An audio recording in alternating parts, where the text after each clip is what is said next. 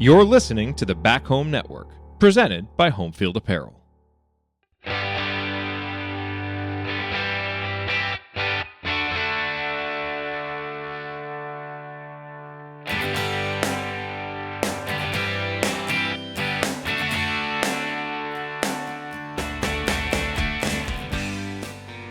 Hello, Hoosier fans, and welcome to another episode of the Grace Berger Show, a production of Assembly Call and the Back Home Network.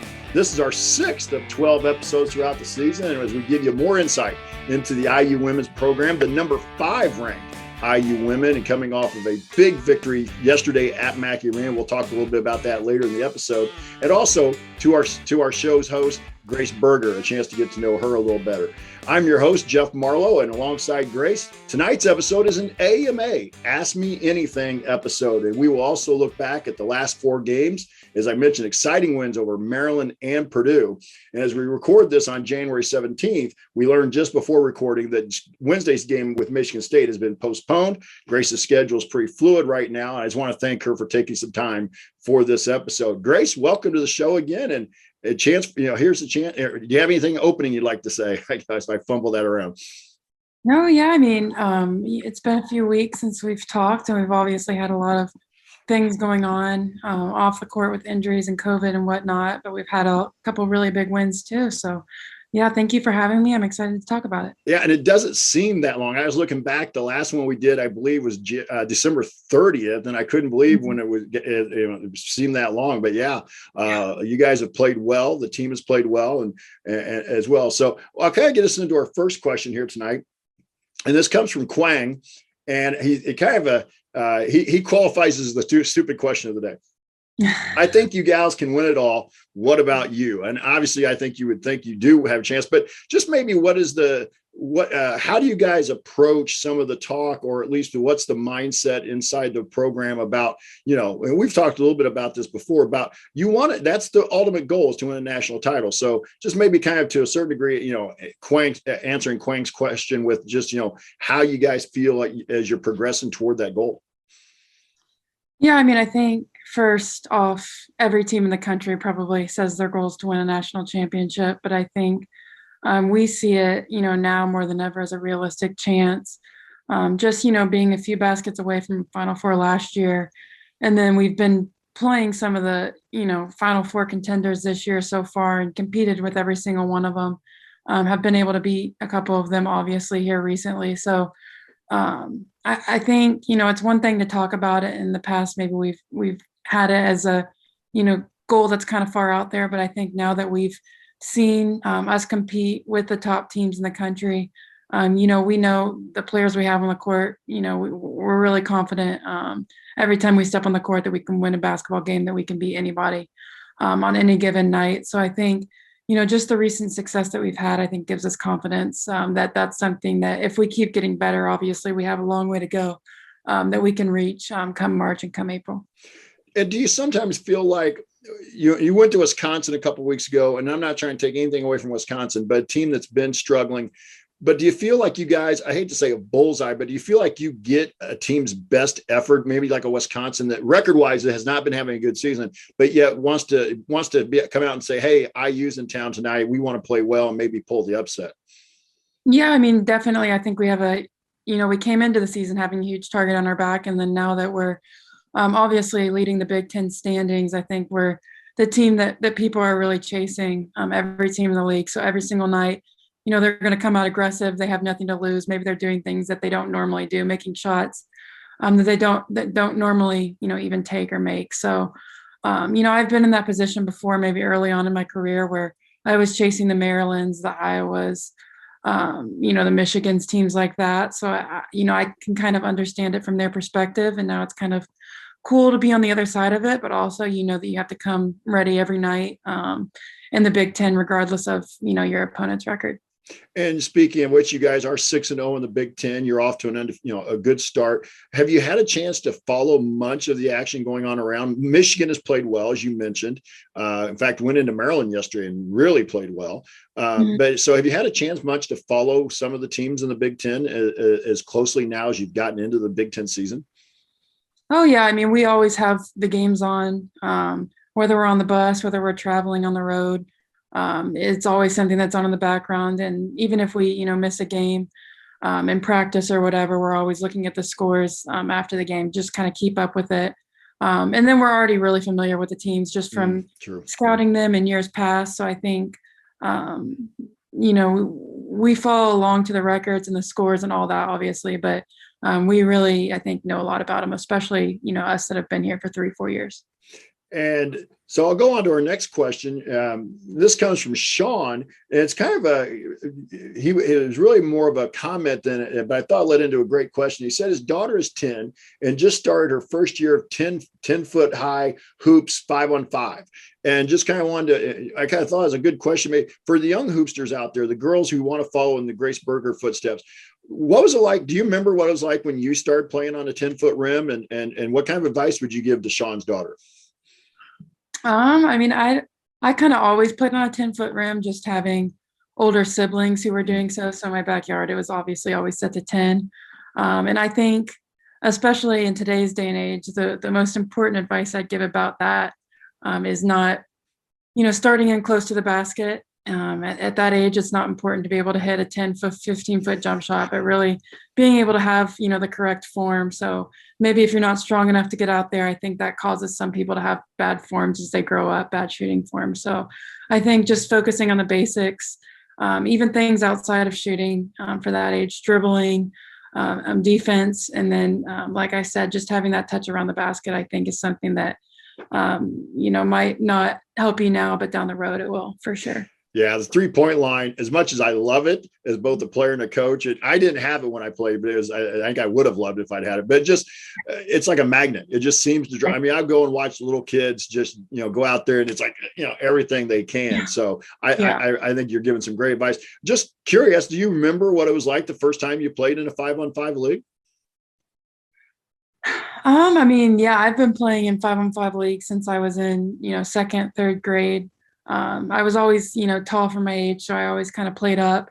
And I remember playing with boys a lot. So I think, playing up and playing with boys were two things that, really pushed me from an early age just to want to get better and fall in love with the game. And so, that's pretty much what I remember about that, just playing with the guys and playing with girls that were 3-4 years older than me. I was going to say, I just want to make sure for our listeners, maybe explain just playing up means you played with kids older than you. Right. Yeah. So they were, probably 2-3 grades older than me is what I was typically playing when I was younger. And so, and I think I can still remember what it was like playing 5-on-5 and you had to kind of earn your shots. You didn't usually get it right off the bat when you were the newbie on the floor that you were going to get shot. So did you ever play much like outdoor in the parks or anything in Louisville, or was it more organized by that point? We all, all of my, I had a lot of little guy friends running around in my neighborhood that were all a little bit older than me. And we would all come over to my house in the rim in the backyard and play. Just king of the court, one-on-one games, different things like that. And so, I think that's really how I first, started to fall in love with the game. The Grace Berger Show is presented by Farrall Wealth. Farrall Wealth was founded by former IU All-Big Ten defensive end Greg Farrall, who is now experiencing IU all over again as a parent with 2 girls who are juniors in the IU Media School, interns at the Cuban Center, and own their own business. And Greg learned trust and integrity while playing for legendary coach Bill Mallory, traits he's worked hard to instill in his girls. He also learned how to game plan. Farrall Wealth uses these principles to help high net worth individuals and business owners pursue financial success. Wealth planning is their passion, so you can live yours. Their fiduciary plans include investments, insurance, taxes, executive compensation, and charitable giving in this lifetime and beyond. Like any good team, the IU women's basketball team, for example, you need to plan and work the plan. Well, what is your plan? Contact Farrall Wealth through all socials at Farrall Wealth and their website, farrallwealth.com. That's FARRALL wealth.com. Farrall Wealth is a proud supporter of IU athletics. Securities and advisory services offered through LPL Financial, a registered investment advisory firm, member FINRA SIPC. And so this kind of takes us, I want to kind of go backwards here a little bit then in terms of the schedule. Go back to the Maryland game. And the Maryland game, you guys had never beaten Maryland before. So I know we talked about this before in the last episode, but you get out of there in overtime with your first win over Maryland. Just maybe kind of recap the game for us a little bit. And then I got a couple of questions I want to ask you. I'll kind of give you a chance to recap the game first. Yeah, I mean, first of all, going into the Maryland game, that's always one that we have marked on our calendar, just because we know that that's, the only team that we haven't been able to beat. And I think, we were 0-12, 0-11 against them prior to that. And they were always kind of the team that, since they've come into the Big Ten, that everyone's chasing. So it was a big game for us. Obviously, every game's a big game, but this one was extra special. And then I think the big thing with the Maryland game is we were trying to control the tempo of the game. Obviously, we were shorthanded in that game, but a bigger reason is that Maryland likes to play really fast, really up tempo, and they really just like to outscore you, and not as much focus on the defensive end. So our big thing was, taking good shots when we have them in transition, but really kind of changing the way we play to slow down the tempo of the game, control the pace, because we know that, we're a really good team in the half court. We can score in the half court. So we didn't really necessarily want to get into a running match with a team that has such high caliber offense, so much talent and weapons offensively. And if I remember right, Maryland played a little bit of like a half court trap, maybe a little extended, press on you that I thought you guys handled pretty well, considering, as you mentioned, an athletic team that wants to create tempo. Right. Yeah. I mean, we knew coming in what they were going to do. They've had that same kind of playing style defensively and offensively since I got here my freshman year. So, me, Allie, Alexa, we've played against that for this will be our fourth year. So we knew what to expect coming in. And I think that's kind of why you saw us have some success against it. And I will say, I thought, one of the things I really watched in that game was something you'd mentioned in the last episode. They switch everything basically 1 through 5. And I thought I was really kind of paying attention to that. So thanks for the tip on that. That was a great one. But if you can take us back, I know it's been almost beginning of the month, but do you remember anything coming out of the huddle in between the end of the fourth quarter and the overtime, anything that was being said as you went out there into the overtime? Yeah. I mean, I think, we felt like going into overtime, we felt really good because we felt like we had controlled the tempo of the game and the game was really in our hands. Now it was just, time in those last 5 minutes in overtime to execute our game plan, run the plays and get the good shots that we wanted. I think we had kind of taken them out of a rhythm at that point. Obviously they have good players that are going to make plays and we knew that, but we felt like if we just played their tendencies defensively, made them slow down a little bit, and we were able to get any shot we wanted in overtime. So we felt really good heading into the end of the game. Yeah, and I felt defensively you guys played really well. I mean, maybe hit on that a little bit because you held them to 63 in the overtime, and I think they'd been averaging around 80 coming in. Mm-hmm. Yeah, I mean, our goal always, Coach Morin's goal for us is always to hold teams under 60 points.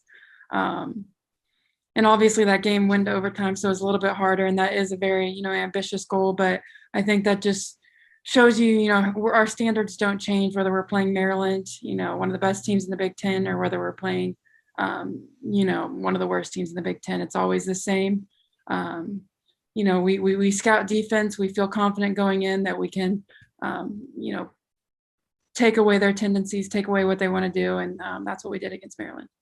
Yeah, and they have, and not only the athletic, they have some big, strong kids that are all, that are athletic as well. So, yeah. And that was and like you mentioned, you were down. I think Chloe did not play that game, and so you were missing at least one key person in the rotation. And you played 45 minutes in an overtime game, according to the official stats. You and Allie both. Next day, were you getting the ice packs out to work on the sore aches and pains? Yeah, I mean, we definitely, all of us, Coach is really big on making sure that we take a day off afterwards, at least physically. We were still mentally preparing for the next opponent, but just take a day to kind of rest our legs, get in the ice tub, get in the Normatec, things like that. But I mean, really, we've trained all summer, all our careers, all preseason for moments like that. So I think, it sounds like a lot playing 45 minutes, but really to me and Allie and the people that have, trained our whole career here for that, and have done that before, I think it wasn't as hard on our bodies as you might think. That really raises a question I hadn't thought about until you just brought it up. That I know I went to a couple of clinics in the past with college coaches, that basically men's coaches, where they basically talk about how they train basically for 4-minute segments. Do you guys kind of train for like 5-minute segments? Because you're going to get that TV timeout usually around just under the 5-minute mark. Yeah, I mean, we do a lot of, obviously basketball is a lot of, going hard as you can for short segments and then getting a lot of breaks in between. So our strength and conditioning coach is great. He really works on, building up our lactic acid so that when your legs start to feel heavy, hopefully that's not until the fourth quarter, whereas other teams are starting to feel that in the first few minutes of the game. So, we'll usually go, like you said, go hard for a couple minutes in a workout and then take maybe 30 seconds to a minute off to kind of replicate that game-like action. And so you go to Wisconsin and you get out of there with a 76-53 win, but you had a season high 11 assists at Wisconsin. Obviously your teammates were making shots when you threw them passes, but was that in that game, was that something they were, taking away your shots? So you want to say but you were able to find open people then? I think, coming into that game, I hadn't shot it well in the Maryland game. And I think I started off kind of slow in the Wisconsin game. So I think my mind kind of switched to how I can get, people like Alexa, Mackenzie, Nikki, Allie, who maybe were feeling it a little bit more offensively than I was that game, how I can get them the ball in spots that they want it. So, it wasn't necessarily anything the defense was doing, more just, kind of the feel of the game, the flow of the game, how it was going. And then, like you said, when you have teammates that can hit shots like that, it's not too hard to get that many assists. And I will say, we talked earlier about what kind of advice you give to youngsters. You've mentioned a couple different times, just there are other things you can do besides score. And there's an example for our youngsters out there. Plus you also had, if I'm looking at the stat sheet, right, 8 rebounds that night. So you're doing things that don't, in the score box in a paper, people are going to look at the scoring, but watching the game, you could tell that you really were playing pretty well. It just wasn't showing up in the box score. But then I'll jump ahead in the Nebraska game, and Nebraska was an interesting team. They'd beaten Michigan in Lincoln. But they'd lost at Michigan State, I think maybe the same day we talked. I think they may have gotten beat up at Michigan State, which was their first loss, like on the 30th, right before we talked or as we were talking. So that to me was kind of a dangerous game. That's one of those teams you never quite know what you're going to get. So kind of take us into the pregame, or at least the day before. What was kind of the mindset about Nebraska? We knew Nebraska was a really good team, a really well-coached team. They're completely, we blew them out last year when we played here, but they're a completely different team. They've gotten a couple transfers, and a couple girls have stepped up in different ways. They had a really good freshman post player come in that we knew was going to cause us some problems. So, the parity in women's basketball is at an all-time high. So obviously every game, every day throughout the season, you'd see ranked teams getting knocked off by unranked teams and different things like that more than ever. So we knew Nebraska was good, but really going into every game, we realized that, we have a target on our back. They have a lot of talent. They're a Big Ten school. So obviously anybody can eat anybody on any given night. And that was the game where we found out Mac wasn't going to play like that morning. I think Coach Morin said you found out. So as you come in for your pregame, your walkthrough, and you find out Mac isn't going to play, and I don't want to ask you about her injury because that's none of our, there's HIPAA things and all that involved, even if you did know. So just what kind of a mindset did you guys, is it just, do you verbalize kind of that next woman up mentality, or is it just you guys have such a great program with a lot of kids who have been around now for a couple, 3 years that you just knew that's what, okay, my turn?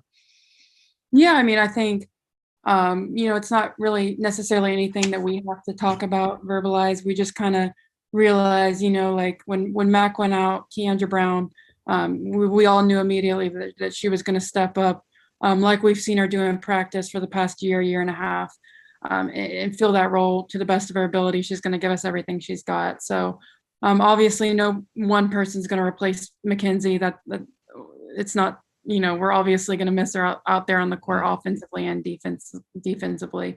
But we weren't worried. We didn't flinch because we know that we have really good kids coming off the bench that might not have as much experience as Mac, but can really, offer us a lot and help us win the game. And then you were talking about not shooting it well in the Wisconsin game, but you shot it well against Nebraska. You finished up with 22 points, 7 rebounds and 3 assists. So a really good all around game. And the team overall, you played pretty well. Kind of the fourth quarter kind of was a little sluggish, but I can't speak here tonight. But I thought that, again, you a little shorthanded. You only played 6 that night. And so and you look at the scoring, everybody kind of chipped in and raised above their season average for the most part. Yeah. I mean, we had Grace Wagner was out, Mackenzie was out. So, those are 2 of our post players that are out right there. So we knew that, Chloe Moore McNeil and myself was going to have to come in and guard their post players because Nebraska is a team that has pretty good size, has traditional post players. And so really, I mean, it was just a team for everybody was going to have to guard the person with the ball, not just that individual matchup. And I thought, like you said, every single person did a different thing, whether it showed up in the stat sheet or not. Every single person contributed to that win in a different way. Support for the Grace Berger Show is brought to you by our friends at Home Field Apparel, where they have one of the most extensive collections of vintage IU apparel that you will find anywhere. And it's not just IU apparel. They have over 100 colleges and universities, and what they do is they go back into history and they pull out old vintage brand marks that haven't been used in a long time, but that still look really cool and that have this really great kind of nostalgic appeal, and they pull them into modern day, and they've created such a great niche because, the actual material that their stuff is printed on, the shirts, the crew neck sweaters, the hoodies, it's really comfortable, it holds up when it's washed, and then the logos all look just so cool. It's just such a unique niche that they have. And you can go to homefieldapparel.com. Again, look through over 40 items of IU apparel. IU is their original school, and so that's what they have the most of. But you can also browse through all of their other colleges and universities as well. And when you're ready to purchase, if it's your first time there, use the promo code HOME, HOME. That will give you 15% off your first order. So again, it's homefieldapparel.com. Use the promo code HOME, HOME, for 15% off your first order. Now back to the show.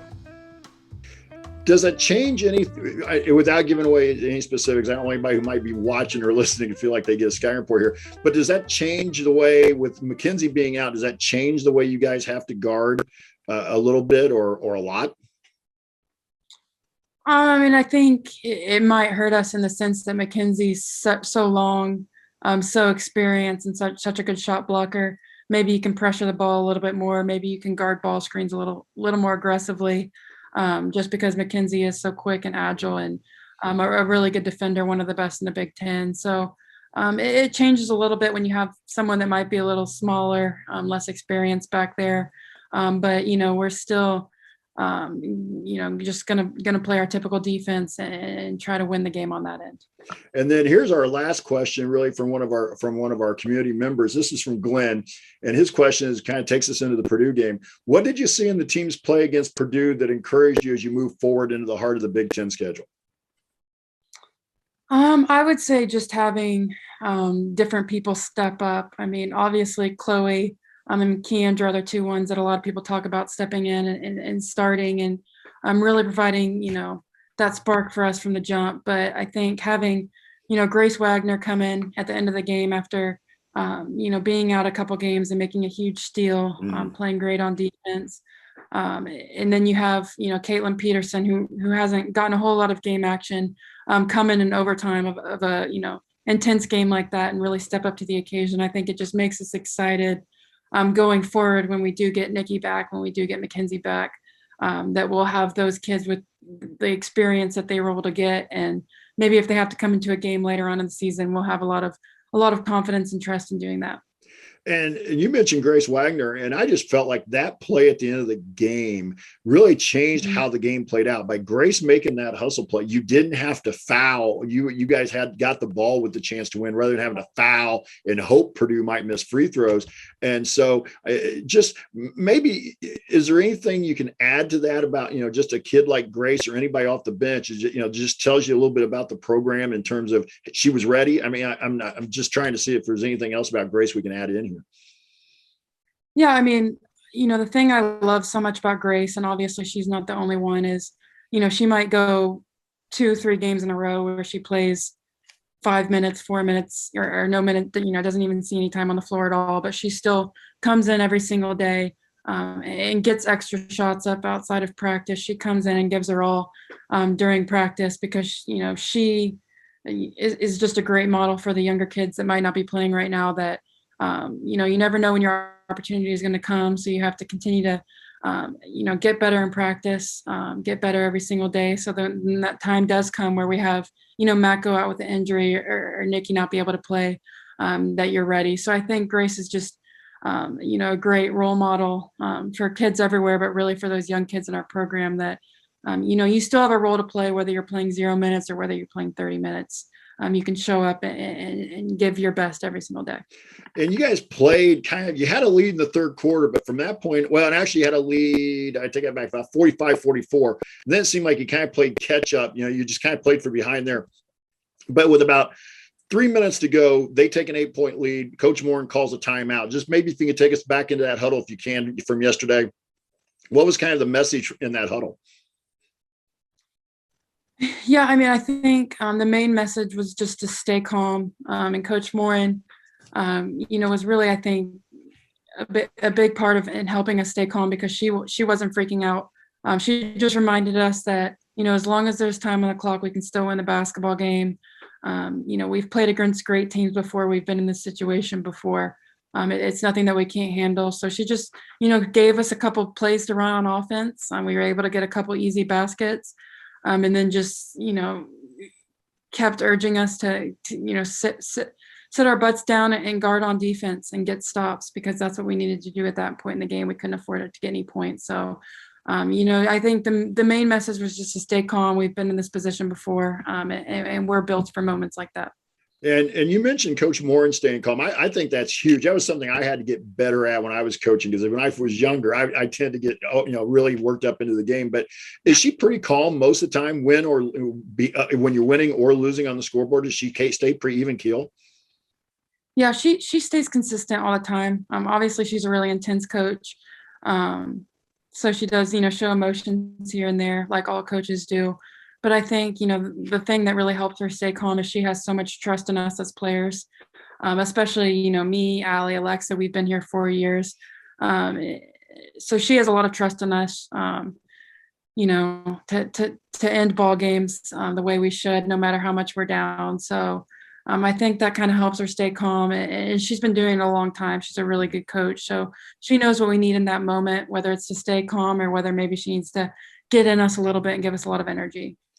And just toward the end of the game, I don't know if it was a conscious decision by Coach Morin, but you seem to have the ball in your hands quite a bit. In fact, you almost became like a point forward, I hate to say point guard because you're not necessarily a true point guard in the way they would describe you in terms of positioning on TV. But you had the ball in your hands. They were setting some ball screens for you. And in fact, the key three, the alley hit that got you back within one, came off of a play that you were able to get in the lane and make a pass out. This is going to sound like a dumb question, but is that just something you're comfortable doing?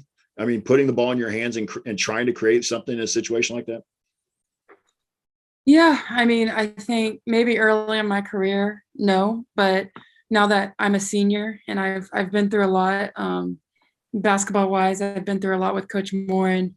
I want the ball in my hands in those situations, and I think she knows that, and she has the utmost trust in me with the ball in my hands in that situation. So it makes me really confident, when the clock's ticking down, to have the ball in my hands and make the right read.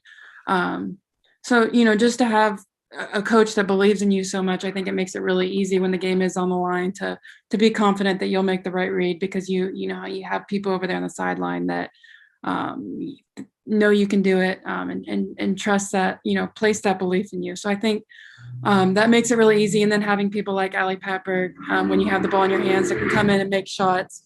When you kick it out to her, it also probably makes you look better than you are. Well, that's for certain anytime, I think. But anyway, I noticed in the timeout, I think it might have been the player they set up for you that ended up getting you in the lane for what gave you the lead. Coach Rhett was I believe was either emphasizing something or drawing something up. Is he more of the kind of the offensive guy as far as on the staff, or do they have just all of them can do everything? I mean, all of them play a part in everything, but Coach Rhett is really the one that end of game situations like that. He has a bunch of plays in his back pocket that he prepares for us, and then we go over a million times in practice. So plays like that, that's not the first time we've ran it. We've run it before in practice many times. So he's always the one that draws a great play up for us. So we feel really good about it when we're coming out of timeouts. And I think it was right after you hit that shot, I think Purdue took another timeout, and the TV stayed with it, and they were showing your huddle. And you could definitely see Allie, and you've mentioned before that Allie's been the leader of every team you've been on. But I thought it was an interesting. I was kind of watching. I saw Allie talking, but you could tell. I think I could see you kind of to the side. You could see kind of the back kind of profile of Alexa, but it looked like the 3 or 4 of you were having and leading just kind of a conversation in the group. Just kind of maybe take us through what you guys were talking about in that huddle coming out. And I think that was when you were up 1 and going on defense. Yeah, I mean, I think the thing with Coach Morin is she puts a lot of trust in her players to have kind of a player-led team. And we are veterans, so we're really confident going into those situations. We've been through it before. So, Allie is our, clear-cut leader, vocally and on the court, emotionally, all that. But I think she's also a great leader in the sense that she trust me and Alexa and Grace Wagner and Mackenzie Holmes to have input as well. So it's really a player-led team. No one person is telling, people what to do all the time. It's kind of, we're all having input, whether you're the 10th person on the bench or a starter, we're all having similar input with each other. And you guys have been on a nice streak, 9 in a row, and you've won 5 in a row, or excuse me, 6 in a row now. Purdue, kind of fun to go into a hostile environment against your rival and get out of there. I mean, they had a great crowd yesterday. So did that, at the end of the day, when you got in the locker room, was there a little more satisfaction knowing that you'd pulled off that comeback against the in-state rival? Oh yeah. I mean, anytime you can beat Purdue, I think it means a little more than maybe your average game. I think, maybe our younger kids and the people not from Indiana don't realize that, but the first time you step in Purdue, I remember playing there my freshman year, you quickly realize that, as a Hoosier, you're not supposed to like the Boilermakers. So in an environment like that, where the student section's yelling at you, the fans are yelling at you, booing you, saying certain chants, I think it's hard to not make that game mean a little bit more and maybe be a little bit more competitive than usual. I always told people when I was out trying to get coaching jobs, it'd been hard for me to be in black and gold, I think, because of my fandom for IU. Even though I never played at IU, I just have such a fandom for the game. So today, you guys find out that you're not going to play Michigan State on Wednesday. How does this impact practice? Are you still able to practice, or do you guys have to do a little bit maybe more in smaller groups? Just maybe real quick, explain to people what goes on now with practice.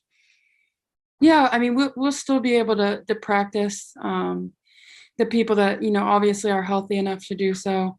The coaches will still get on the court with us. Obviously, it will be a little bit smaller groups than usual. So really, I think the workouts might feel a little bit more like summer workouts where we do work out in smaller groups rather than, a big team practice. So I think obviously it stinks not to be able to play games, but I think it is a really good opportunity to kind of work on maybe more our individual skill sets, just get more one-on-one attention from the coaches and work on things that you normally don't get to work on in January, just to, things maybe you're struggling with and that you need to get better with. So I think it stinks now, but really the individual work that we'll be able to get in this time might actually benefit us down the road. Yeah, that's a really good point. And especially coming off a game again yesterday, you played 45 minutes. I think Lex played 44 minutes. I think Allie would have probably been pretty close to 44, 45, except she had a little bit of an ankle injury toward the end of the game. So I'm sure there were some tired and sore legs yesterday. Just curious, back to the Purdue game real quick. You guys, kind of like I said, a good crowd. It was about as hostile environment as you've played in on the road for a while, right? Yeah, I mean, it was. I think there was 8,000 or 9,000 people there, and not very many of them were for us. Even though there were a few busloads that came up from IU that were cheering loud. Obviously, the majority of people were for Purdue, and so it was a hostile environment, but at the end of the day, I mean, it's just awesome to have fans there cheering for women's basketball, and creating that kind of energy in the building for women's basketball.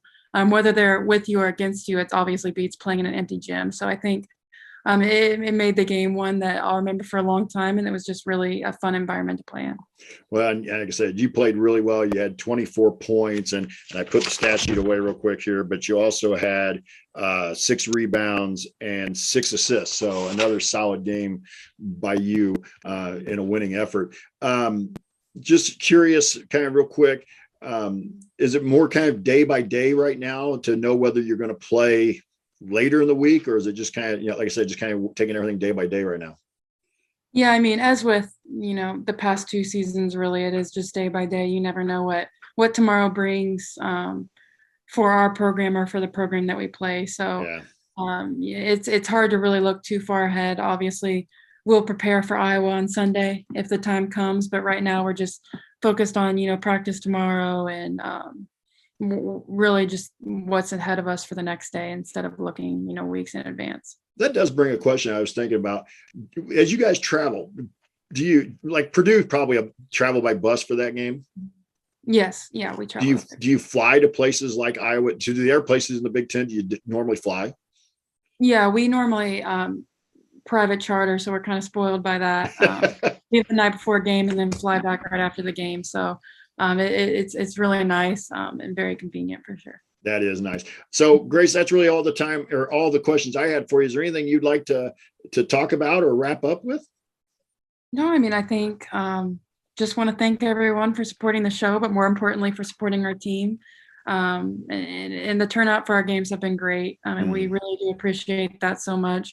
Our 6-0 start, our historical start in Big Ten play is not possible without the fans and their support. So just, as usual, we'll keep urging them to come out in games and support our team. And yeah.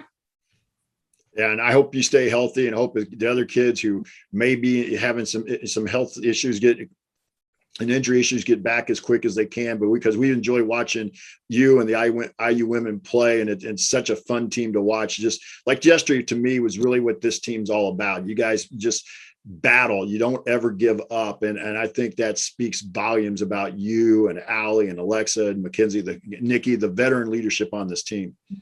Thank you. That means a lot to us. Yeah. So that'll do it for this episode of the Grace Berger Show on Assembly Call on the Back Home Network. For Grace Berger, I'm Jeff Marlow. Until we talk again, remember, go Hoosiers.